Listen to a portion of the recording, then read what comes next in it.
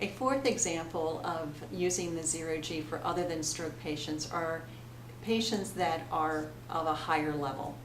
And the reason I say that is many times I have a therapist say, I'm not using the ZeroG for this patient because they're too good for the ZeroG. And I'm looking at the patient and they're needing an assisted device to be walking. They could be walking independently, but they still need an assisted device.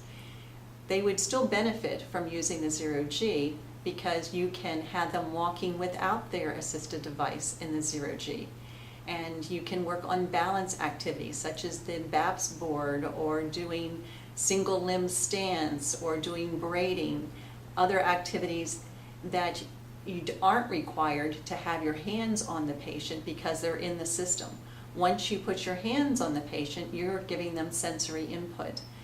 So in the system, they can do these activities still with you there, still with you monitoring them, making sure that they're safe and giving them verbal direction, but they are getting the feedback, their own internal feedback on how to change things.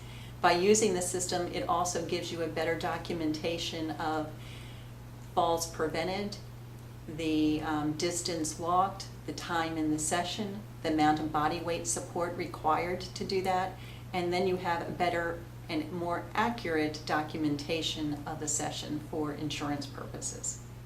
These are just a few examples of other diagnoses that you could use the ZeroG for.